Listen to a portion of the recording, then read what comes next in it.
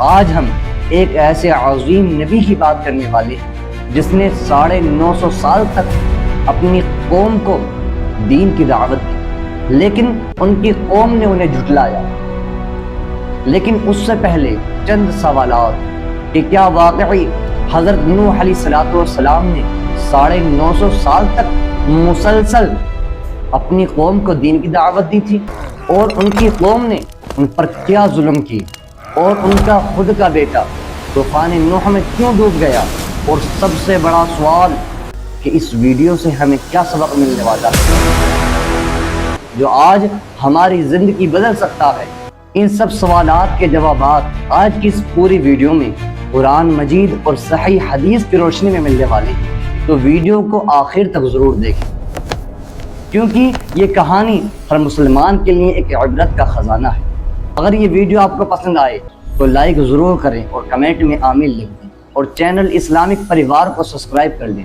اللہ ہم سب کو ہدایت نصیب فرمائے۔ حضرت نوح علیہ السلام کا زمانہ اور شرک کی ابتدا۔ اللہ تبارک و تعالیٰ قرآن مجید میں ارشاد فرماتا ہے کہ ہم نے نوح علیہ السلام کو ان کی قوم کی طرف بھیجا، تو وہ 950 سال تک ان میں رہے، اور ان کی قوم میں جو ظالم لوگ تھے انہیں طوفان نے آ لپیٹا۔ حدیث شریف میں نبی پاک فرماتے ہیں نوح علیہ السلام زمین پر پہلے رسول تھے۔ ان کے زمانے میں لوگوں نے بتوں کی پوجا شروع کر دی تھی۔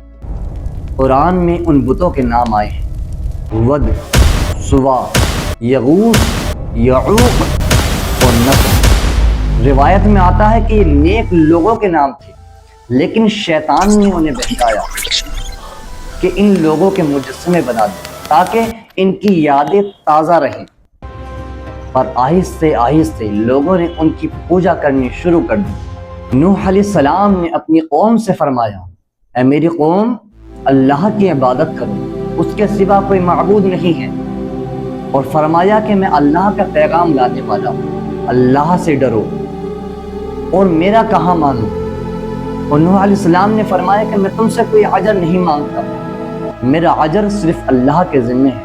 نوح علیہ السلام دن رات چھپ کر بھی اور کھلم کھلا بھی انہیں نصیحت فرماتے، لیکن وہ لوگ کہتے کہ تم بھی تو ہماری طرح ہو، تم بھی ایک انسان ہو۔ اگر اللہ تبارک و تعالی کسی نبی کو بھیجتا تو وہ ایک فرشتہ بھیجتا۔ وہ لوگ ان پر ہنستے اور انہیں پاگل کہتے، اور جب نوح علیہ السلام انہیں نصیحت فرمانے آتے تو لوگ اپنے کانوں میں انگلیاں ڈال لیتے۔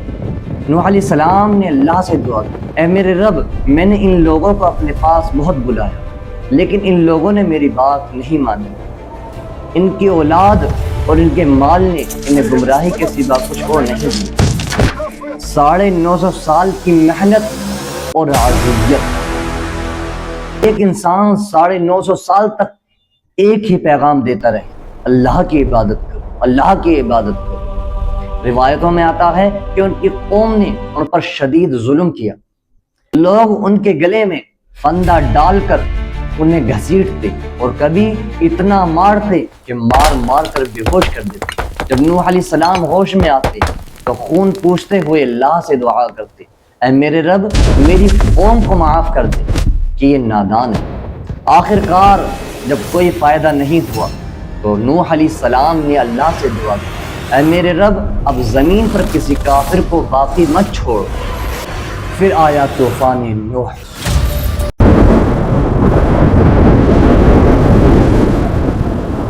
پھر اللہ نے فرمایا، ہمارے حکم سے ایک کشتی بناؤ۔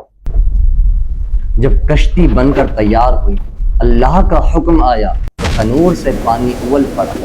اللہ نے فرمایا، ہر جوڑے سے 2 اور اپنے گھر والوں کو سوار کر لو، سوائے اس کے جس پر پہلے حکم ہو چکا ہے اور جو ایمان لے آئے۔ ان کے ساتھ ایمان لانے والے بہت کم لوگ تھے، تقریباً 80 لوگ۔ کشتی پہاڑوں جیسی لہروں میں چلنے لگی۔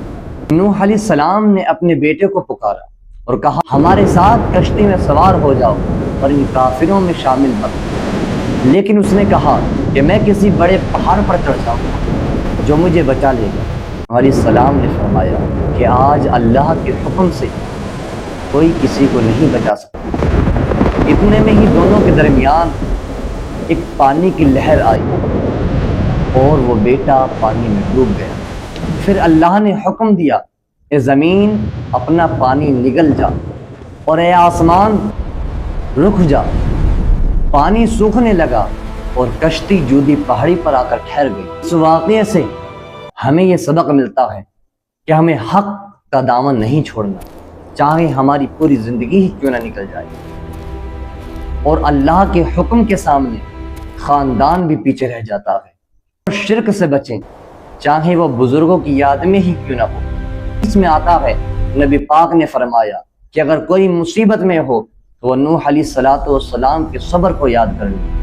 نوح علیہ السلام اللہ کی عبادت کرنے والے اور شکر ادا کرنے والے تھے۔ اللہ ہم سب کو ان کی طرح صبر، ایمان اور شکر عطا فرمائے۔ اگر ویڈیو اچھی لگی ہو تو لائک کریں اور کمنٹ میں آمین ضرور لکھیں، شیئر کریں اور اسلامک پریوار چینل کو سبسکرائب کریں۔ چلیے انشاءاللہ ملتے ہیں اگلی ویڈیو میں۔ السلام علیکم۔